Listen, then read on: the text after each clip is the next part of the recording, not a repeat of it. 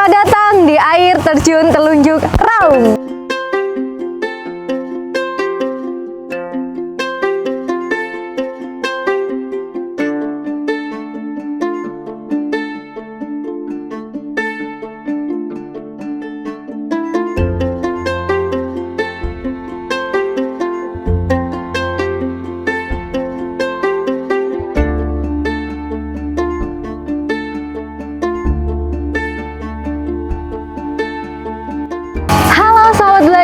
Selamat datang di air terjun Telunjuk Raung. Air terjun Telunjuk Raung merupakan salah satu destinasi wisata yang terletak di Desa Sumber Arum, Kecamatan Songgon, Kabupaten Banyuwangi. Hari ini kita akan mengeksplorasi keanekaragaman tumbuhan yang ada di sini. Kira-kira ada keanekaragaman tumbuhan apa saja ya? Yuk ikuti video ini hingga selesai.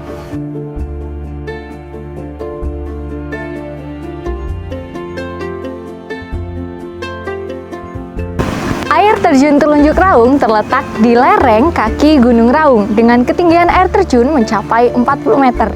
Nah, kondisi di sini sangat sejuk dan juga lembab, sehingga sangat memungkinkan adanya keanekaragaman tumbuhan yang sangat tinggi.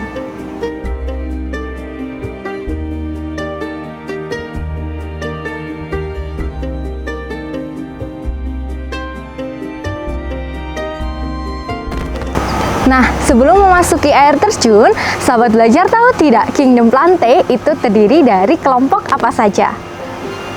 Ya, benar. Kingdom Plante terdiri dari tumbuhan lumut atau Bryophyta, tumbuhan paku atau Pteridophyta, dan juga tumbuhan berbiji atau Spermatophyta.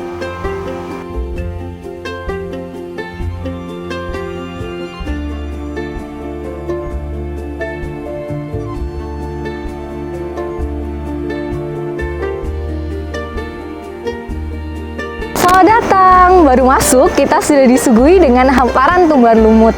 Hayo, apa yang ada di pikiran sahabat belajar ketika mendengar kata lumut? Pasti lendir yang berwarna hijau yang biasanya ada di tembok maupun permukaan tanah yang basah. Nah, itu konsep yang salah ya.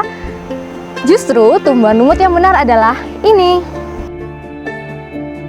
Kita bisa melihat langsung habitat lumut yang menempel di tanah maupun di batu.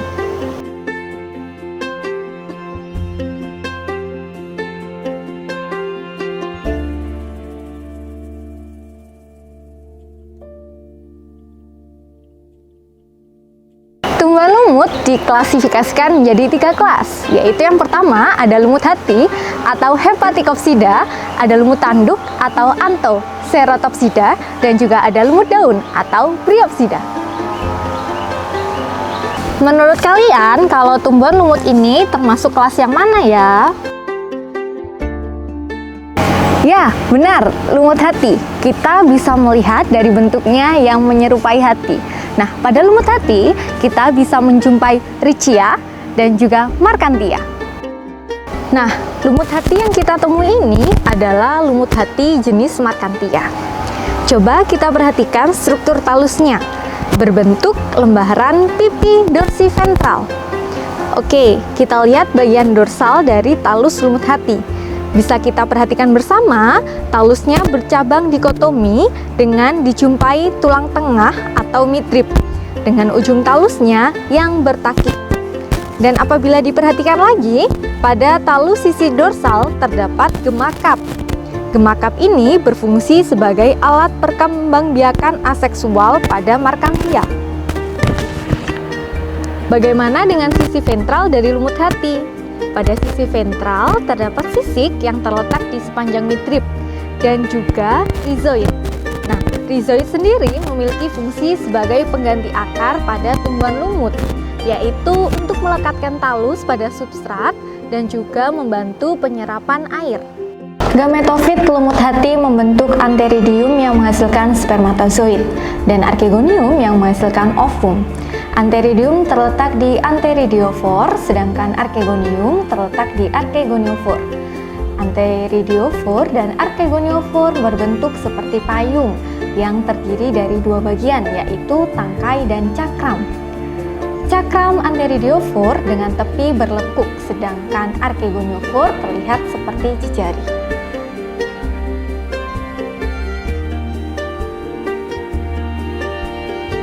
Nah, bagaimana dengan sporofit pada lumut hati? Sporofit markantia terletak di bawah cakram archegoniophore. Bentuknya terlihat seperti ini. Coba kita lihat apakah ada sporofit dari lumut hati ini. Nah, sporofitnya yang berwarna kuning ini ya, apabila dilihat dari bawahnya. Oke, sebagai informasi tambahan, sporofit lumut hati terdiri dari bagian kaki, seta, kapsul, serta spora. Yang kita lihat ini adalah kapsulnya yang berwarna kuning apabila sudah masak. Apakah lumut ini sama dengan lumut ini? Kita lihat bagaimana morfologi dari lumut ini. Apakah ada perbedaan? Ya, benar. Keduanya memang sekilas terlihat sama, namun sebenarnya berbeda. Lumut tanduk terdiri dari Anthoceros, Phaeoceros, Dendroceros, dan juga Nothotylas. Ini adalah lumut tanduk. Mari kita lihat morfologi talus lumut tanduk berupa lembaran berbentuk pipih dorsiventral dengan tepi talus yang berlekuk dan saling tumpang tindih atau berjumbai. Coba kita perhatikan seksama pada bagian dorsal talus lumut tanduk. Lumut tanduk tidak memiliki midrib maupun gemakap, seperti pada lumut hati. Lalu, untuk bagian ventralnya, dia juga tidak memiliki sisik seperti pada lumut hati. Hanya terdapat rhizoid. Nah, itu tadi adalah fase gametofit pada tumbuhan lumut tanduk. Bagaimana dengan fase sporofitnya? Ada yang unik nih dari lumut tanduk, yaitu pada struktur yang terlihat seperti tanduk ini adalah fase sporofit. Fase sporofit dari lumut tanduk terdiferensiasi menjadi kaki, zona meristematik, dan kapsul atau sporangium. Sporofit pada lumut tanduk tumbuh menjulang berbentuk seperti kapsul memanjang yang menyerupai tanduk.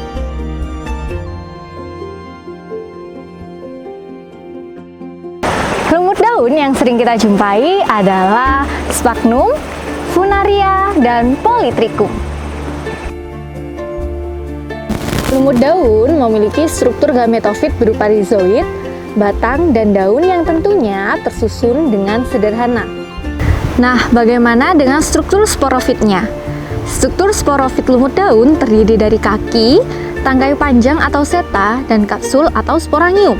Bisa kita lihat lebih jelas pada lumut daun terdapat sporangium di mana terlihat seperti kapsul kecil, bulat dan berwarna coklat tua atau hijau.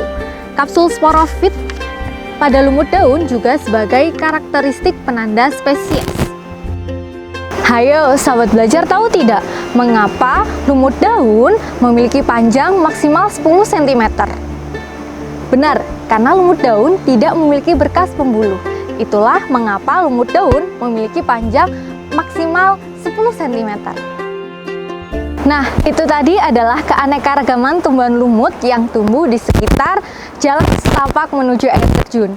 Kali ini kita akan menuju air terjunnya. Kira-kira semakin mendekati air terjun, akan ada lebih banyak tumbuhan lumut lagi, tidak ya? Yuk, terus ikuti video ini hingga selesai.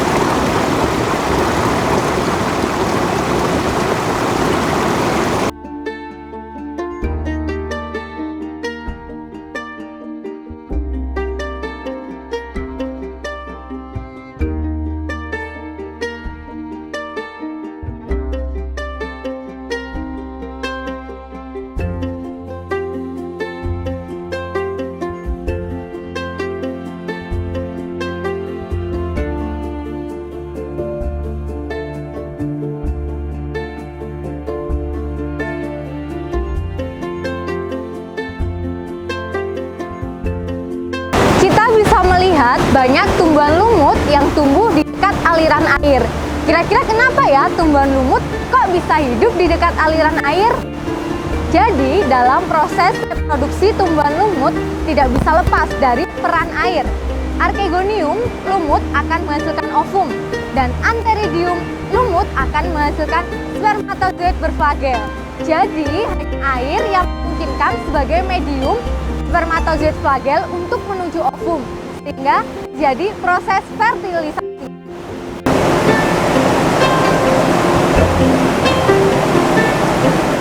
Nah, kalau tumbuhan lumut ini termasuk kelas yang mana ya? Ya, benar, termasuk lumut tanduk.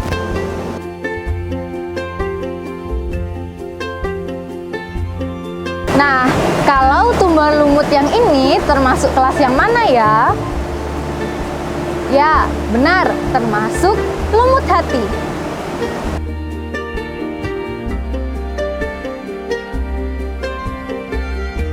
Nah, tadi kita sudah mengeksplor tumbuhan lumut yang ada di air terjun Telunjuk Raung.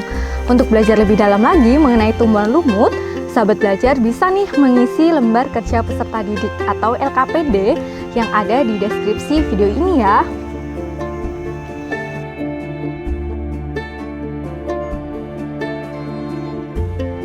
Di vlog selanjutnya kita akan mengeksplor tumbuhan paku-pakuan yang ada di sini. Jadi, stay tune di video selanjutnya ya sahabat belajar. Kita akan menjelajahi air terjun Telunjuk Raung dan juga akan mengenal lebih dalam mengenai Kingdom Plantae. Semangat belajar terus ya. Sampai jumpa di video selanjutnya.